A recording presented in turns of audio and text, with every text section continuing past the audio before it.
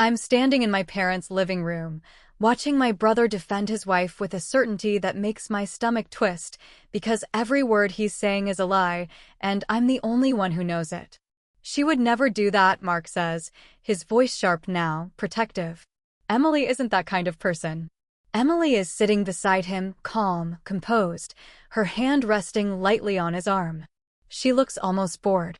When our eyes meet, she doesn't flinch. She gives me a small, sympathetic smile, the kind you give someone you're about to discredit. I already told them. I told them weeks ago. I said she was cheating. I said I was sure. And now I'm watching the story get rewritten in real time. My mother sighs and looks at me like I've embarrassed her. My aunt shakes her head. Someone mutters that I've always been dramatic. Emily finally speaks, soft and steady. I don't know why she's doing this, but I would never hurt Mark. Mark turns to me then. Not angry. Worse, disappointed. Why would you say something like that about my wife? I feel my face burn. My hands are shaking. I want to scream that I've seen the messages, the late-night calls, the lies layered so neatly they fooled everyone but me. Instead, I'm standing there, labeled as the problem. In that moment, something settles in my chest, heavy and irreversible. She's cheating. I know it. And somehow, that makes me the villain. That's when I realized the hardest part wouldn't be the truth coming out. It would be surviving the time before anyone believed me. From the outside, Mark and Emily's marriage looked untouchable, the kind people pointed to as proof that real love still existed. They were the couple everyone compared themselves to. Always holding hands. Always laughing at the right moments. Emily posted carefully curated photos, anniversaries, weekend trips, candlelit dinners at home. Mark shared them proudly, writing captions about how lucky he was.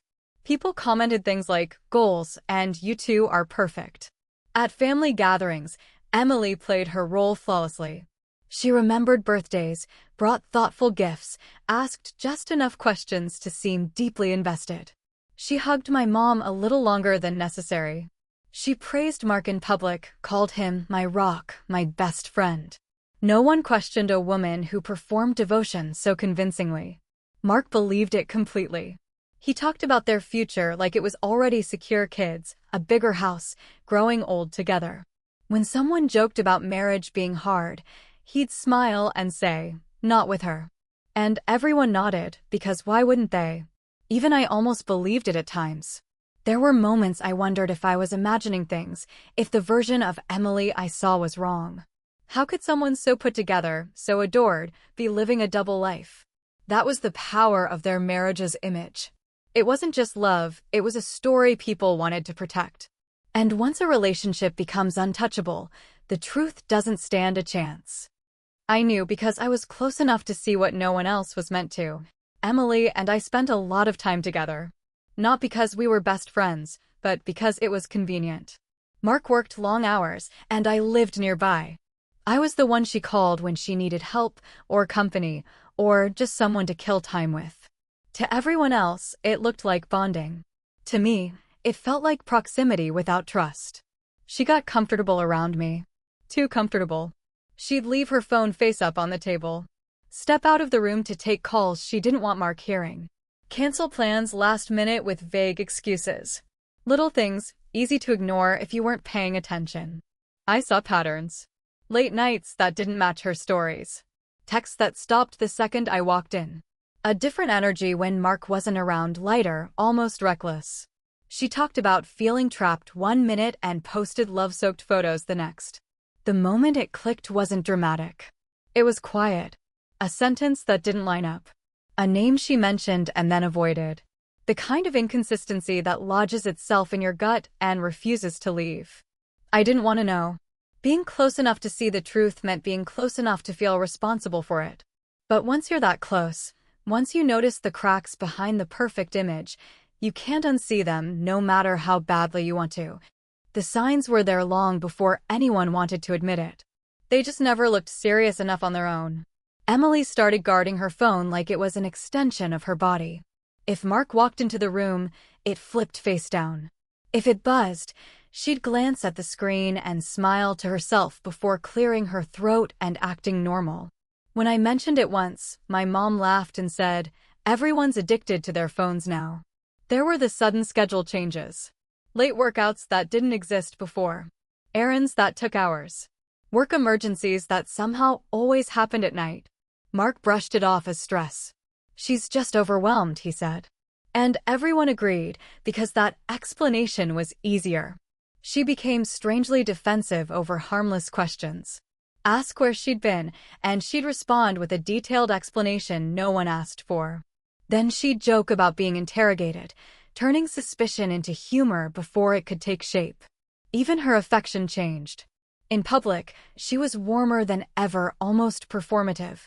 In private, distant. When I noticed the contrast, I told myself I was overthinking. Families are experts at minimizing discomfort. Each red flag got folded into something harmless: personality, busyness, phases.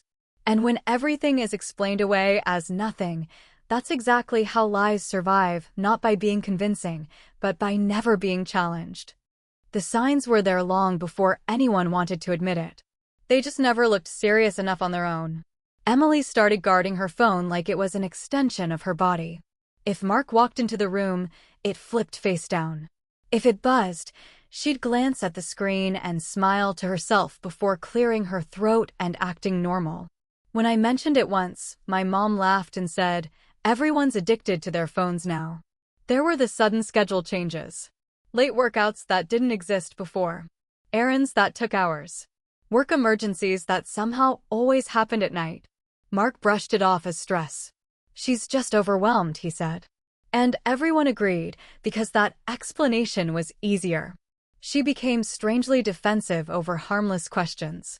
Ask where she'd been, and she'd respond with a detailed explanation no one asked for. Then she'd joke about being interrogated, turning suspicion into humor before it could take shape. The proof should have ended the conversation. It didn't. I had screenshots. Not rumors. Not assumptions. Messages with dates, times, and words that left nothing to interpretation. Inside jokes that weren't Mark's. Plans that clearly didn't include him. A name that kept appearing, always followed by emojis Emily never used with her husband. When I showed them, I expected shock. Silence. Something. Instead, I got excuses. My aunt squinted at the screen and said it could be taken out of context. My mom asked if I was sure it wasn't an old conversation. Someone suggested the messages were a joke. People joke weirdly these days. Emily barely reacted at all. She leaned back, calm, almost amused, and said, "That's not what it looks like." Mark didn't even read everything. He handed my phone back like it burned. "I don't want to see this," he said quietly. "You don't understand our relationship." That was the moment I realized evidence doesn't matter when people are invested in a lie. Facts become negotiable. Rail it. After that, I tried a different approach. If showing proof made people defensive, maybe warning them gently would work. Maybe if I sounded less certain, less threatening, someone would listen. I spoke to my mom alone in the kitchen one afternoon. I told her I was worried. That something felt wrong. She didn't even let me finish. She said I was stressing myself out over other people's marriage. That I should focus on my own life. Her tone wasn't cruel, just final. I tried Mark's best friend next.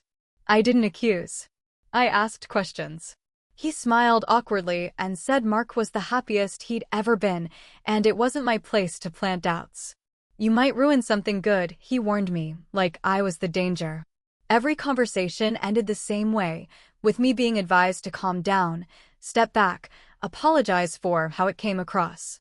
Emily started acting wounded around me, sighing dramatically, telling people she didn't know why I had an issue with her. Suddenly, I wasn't the whistleblower, I was the problem. The more I spoke, the smaller the room became. Doors closed politely. Voices softened.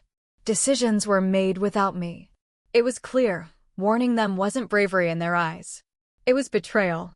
And that's when I learned something painful. Sometimes families don't shut you down because you're wrong.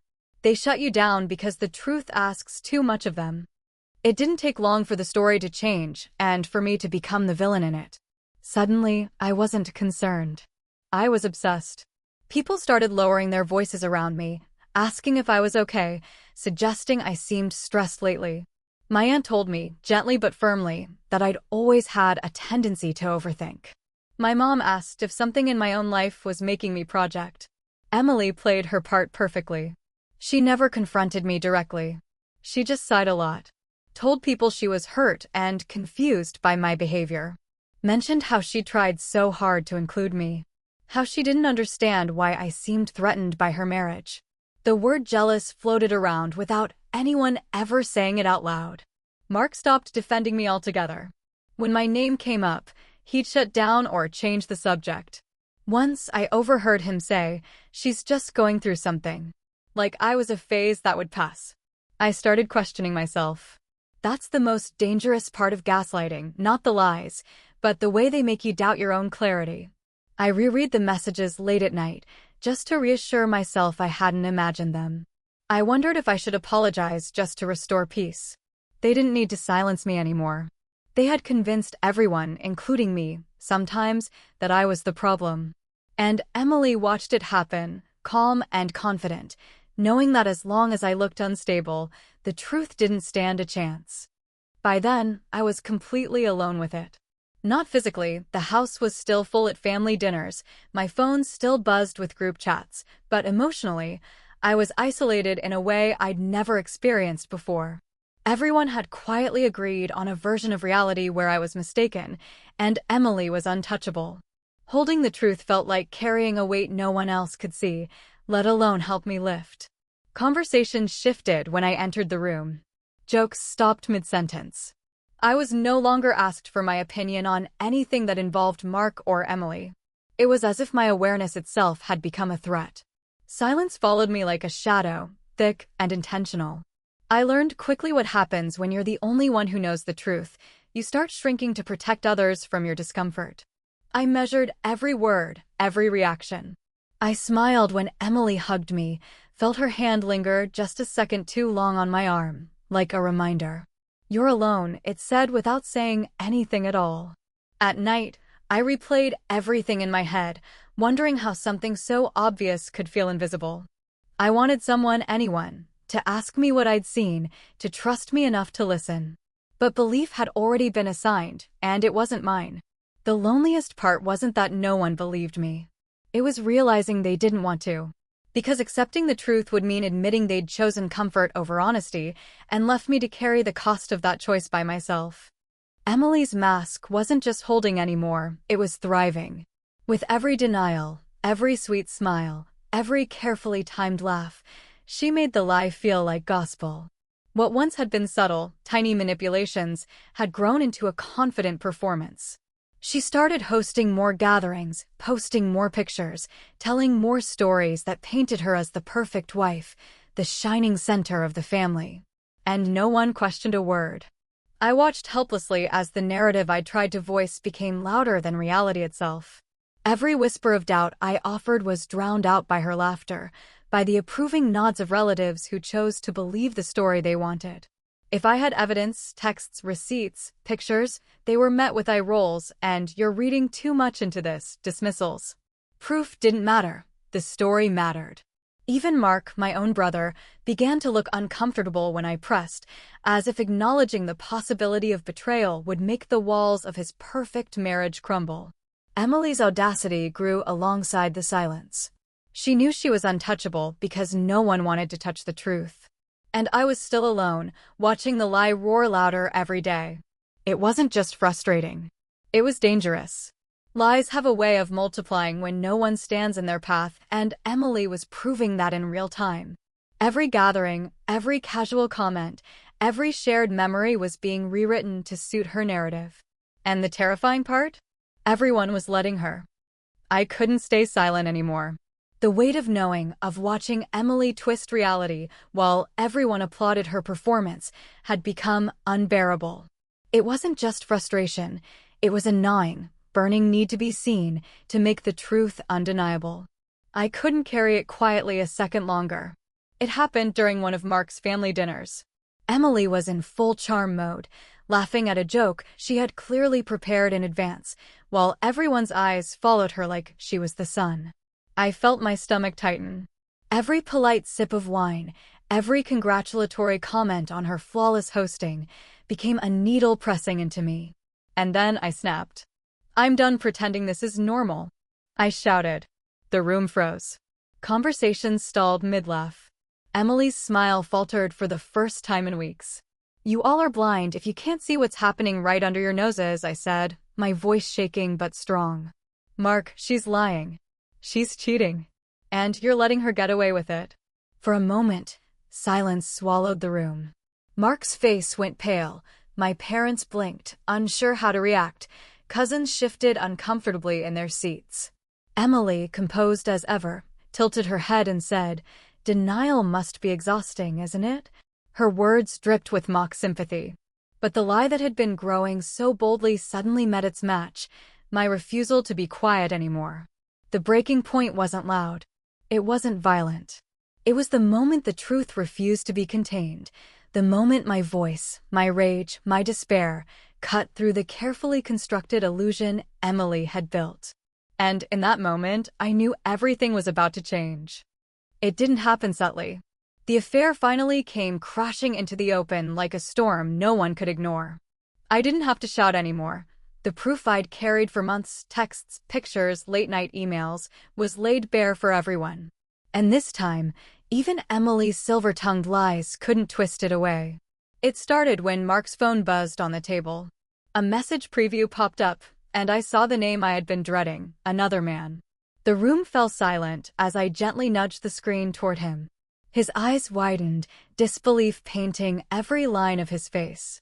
This can't be," he whispered, his voice trembling. Emily tried to reach for his hand to explain, to smile, but it was too late. The dam had broken. Other family members crowded around, some in shock, some whispering to each other. There was no excuse this time, no plausible story she could spin. Each piece of evidence stacked against her like bricks in a wall she could no longer scale. Her calm facade cracked, just slightly, but enough to reveal the truth that had been festering beneath her perfect exterior. I felt a strange mix of relief and sorrow. Relief because the truth was finally seen, finally undeniable. Sorrow because it had taken this long, the lies, the isolation, the emotional toll, for reality to reach them. Mark sank into a chair, pale and shaking as the weight of betrayal settled on his shoulders. And Emily, she looked smaller than I had ever seen her, her carefully cultivated image in ruins. Even after the truth was out, it didn't feel like anyone wanted to accept it. Mark sat in stunned silence, staring at Emily as if willing her to deny everything one more time. My parents exchanged worried glances, muttering about "this can't be happening," as if saying it aloud could erase the betrayal. Everyone was caught between shock and the desperate need to preserve the image of the family they had believed in. Emily, surprisingly composed, leaned back and smiled faintly, as if daring anyone to fully condemn her. "People make mistakes," she said, her voice soft and measured, "but you're making a mountain out of nothing." Some relatives nodded, others whispered, "Maybe she's right, maybe it's not as bad as it looks." I felt rage flare inside me. The audacity of her gaslighting, even now, was unbearable. Mark's parents tried to mediate, hesitant to fully side with their son. Cousins and siblings offered hesitant sympathy, but always with an undercurrent of doubt. "Maybe you misunderstood," one whispered to me, as if truth could be folded to fit comfort. I realized the cruelest part of this stage wasn't Emily's deception, it was how everyone struggled to face the fact that they had all been complicit in ignoring the signs for so long. I watched helplessly as disbelief clung to the room like a heavy fog. No matter the evidence, some hearts weren't ready to embrace reality. The betrayal was undeniable, but acceptance? That was still a battlefield. And in that tense silence, I finally understood, exposing the truth was only the first step. Convincing everyone to truly see it would take much longer. Finally, the tides began to turn. Once Emily's web of lies had been stripped bare, the room shifted. The disbelief that had clung to me like a second skin started to dissolve. Mark no longer avoided my gaze. Instead, he looked at me with a mixture of guilt, relief, and newfound trust. My voice, once dismissed, now carried weight. I was no longer the paranoid, jealous outsider. I was the one who had seen clearly when no one else could. Family members who had once scolded me for overreacting now sought explanations. "How did you know?" they asked, almost reverently. Every detail I had tried to share before, every text, every subtle sign, was now recognized as truth. The very same people who had pressured me into silence were suddenly leaning on me, asking for guidance on how to rebuild honesty and trust within the family. Emily, on the other hand, was shrinking under the weight of exposure. Her charm faltered, her laughter stopped, and for the first time, I saw uncertainty flash in her eyes. The power she had wielded so confidently was slipping from her fingers. She had counted on everyone's blind belief to protect her, and now, the narrative was no longer hers to control. For the first time in months, I felt a sense of relief, not just for the family, but for myself. The truth had reclaimed its place, and my voice, once silenced, now demanded respect. The fallout was immediate and brutal. Emily's carefully curated image of perfection crumbled in front of everyone. Her friends whispered behind her back, her social media followers started noticing the cracks, and even distant relatives who had never questioned her now looked at her differently. The charm and confidence she had relied on for so long were gone, replaced by awkward silences and forced explanations. Mark, though heartbroken, began to reclaim his life. He leaned on me and a few other trusted family members, rebuilding trust where it had been shattered. Family gatherings changed. Conversations no longer revolved around Emily's flawless persona. They revolved around honesty, transparency, and the silent acknowledgement of what had been hidden for so long. Even my parents, who had doubted me at first, began to apologize quietly. Their reassessment of past interactions, the times they had brushed off my warnings, was humbling, and though it didn't erase the pain, it reinforced that the truth had finally shifted the balance. I could feel the subtle power shift ripple through the family. For once, reality mattered more than appearances.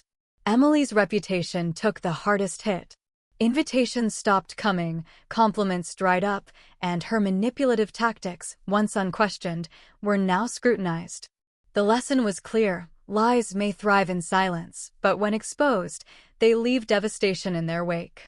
And in that devastation, the family, though forever changed, began to heal, anchored now by truth rather than illusion. Looking back, I realized that carrying the truth alone was one of the loneliest experiences of my life. Silence felt safer for everyone else, but for me, it was suffocating. I watched lies flourish because people preferred comfort over confrontation, and I learned the hard way that knowing the truth is not the same as being believed. But there is a strange clarity in that isolation. Being the only one who sees clearly forces you to understand the weight of honesty, the courage required to speak it, and the patience needed while the world catches up. I paid a heavy emotional price, but I also discovered my own resilience, the ability to stand firm when everything else is crumbling. Family, too, has learned a lesson, though slowly. Comfort and appearances can never replace accountability. Betrayal, when ignored, corrodes trust from the inside. But when confronted, even the deepest wounds can begin to heal. I don't know if Emily will ever fully repair the damage she caused, or if some relationships will remain fractured forever. But I do know this: truth matters. And sometimes, being the only one who sees it is a burden and a responsibility. One I was willing to carry, no matter how isolating it became.